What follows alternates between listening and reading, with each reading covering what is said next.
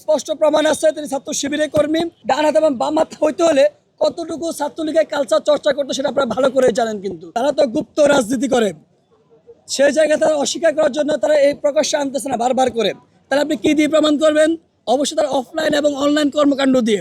আপনি দেখেন সে অনলাইনে সরাসরি নিজেকে শিবিরের সমর্থক হিসেবে সে ঘোষণা করেছে। আমরা বারবার করে বলতেছি আপনার হলে কতজন কর্মী আছে, জনশক্তি কতজন আছে, সেগুলো আপনি প্রকাশ করুন। কেন প্রকাশ করতেছেন না? শিবিরের যে সভাপতি বর্তমান ফরহাদ হোসেন তিনি বলতেছেন হলে কারা শিবির করে সেটা সবাই জানেন। তার মানে কি আমরাও তো জানি কারা শিবির, তার মানে আমরা যদি তার অফলাইন কর্মকাণ্ড অনলাইন কর্মকাণ্ড দেখে বুঝে যাই এ শিবির করে, তাই স্বাভাবিকভাবে ফরহাদের বক্তব্য থেকে বলতে পারি যেহেতু আমরা জানি, তাহলে বলতে পারি যে আলী হোসেন তিনি নিজে শিবির করেন, কারণ তিনি ফেসবুকে সেটা তিনি প্রমাণ দিয়েছেন, সেটা তিনি স্বীকার করেছেন তিনি শিবির করেন। ওই ব্যক্তি নিজে স্বীকার করেছে যে তিনি কবি নজরুল কলেজের ছাত্র শিবিরের জনশক্তি তিনি নিজে স্বীকার করেছেন। কিন্তু আরেকটা কথা আপনাকে ধরিয়ে দিন, উনি যখন নাকি হাতে ধরা পড়েন তারপর তিনি দৌড়ে গিয়ে ফরহাদ হোসেনের কাছে তিনি আশ্রয় নেন, দৌড়ে গিয়ে ভিতরে চলে যান। ভিতরে ফরহাদ হোসেন ছিলেন, কিন্তু তিনি গিয়ে ফরহাদ হোসেনের কাছে কিন্তু তিনি আশ্রয় নেন।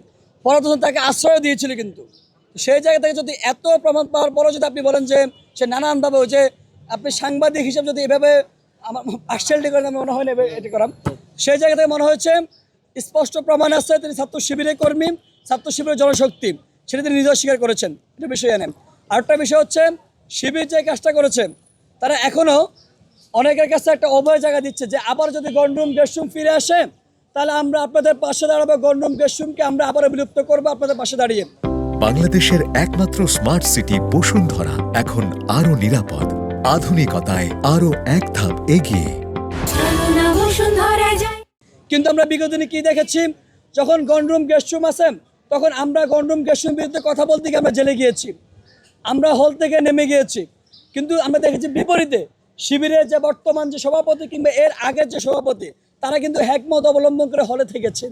তারা কিন্তু শুধুমাত্র নিজের স্বার্থের জন্য, নিজের গোষ্ঠীর স্বার্থের জন্য তারা হলে থেকেছেন। কিন্তু আমরা দেখেছি শিবিরের যে বর্তমান সভাপতি তিনি হচ্ছে আবার সমাজ কল্যাণ ইনস্টিটিউট ছাত্রলীগের পদও নিয়েছেন। কিন্তু আমরা দেখেছি শিবিরের আগের সভাপতি সাদিক কায়েম তিনিও কিন্তু হচ্ছেন শিবিরের একজন হল ক্যান্ডিডেট ছিলেন। ছাত্রলীগের হল ক্যান্ডিডেট থাকলে কতটুকু ছাত্রলীগের কায়দাটা চর্চা করতে হয় সেটা আপনারা ভালো করে জানেন।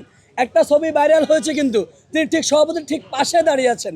আপনি জানেন যে ওই যে মিছিলের সামনের সারির পাশে দুজন ডান হাত এবং বাম হাত হইতে হলে কতটুকু ছাত্রলীগের কালচার চর্চা করতে সেটা আপনারা ভালো করে জানেন। কিন্তু এখন এসে তারা নতুন করে বলতেছেন আবারও যদি গণরুম গেস্টরুম চালু হয়, আবারও যদি কেউ আপনাদেরকে হুমকি দামকি দিয়ে আমরা আপনার পাশে দাঁড়াবো। কিন্তু শিক্ষার্থীরা কি বলতেছে দেখেন, শিক্ষার্থীরা বলতেছে আরে ভাই আপনি তো এখনো প্রকাশ্যে আসেন নাই, আপনি নিজে সন্দিহানের মধ্যে আছেন যে আবারও যদি গণরুম গেস্টরুম ফিরে আসে আপনি আবারও লুকাই যাবেন, আবারও গুপ্ত রাজনীতি চর্চা করবেন। শিক্ষিতরা নিজে সন্দেহের মধ্যে আছে যে ব্যক্তি, যে পার্টি, যে সংগঠন নিজে এখনো সন্দিহান আছেন যে আবার গণরুম গেস্টরুম ফিরে আসলে আমি কোন হ্যাকমত অবলম্বন করবো, আবার ছাত্রদল বনে যাবো কিনা, সেই ব্যক্তি কি ওই শিক্ষার্থীদের পাশে দাঁড়াবে, এটা কনসার্নের বিষয়। এটা আশা করি শিক্ষার্থীরা বুঝবে, কারণ নতুন করে কমিটমেন্ট দিতে আসতেছে।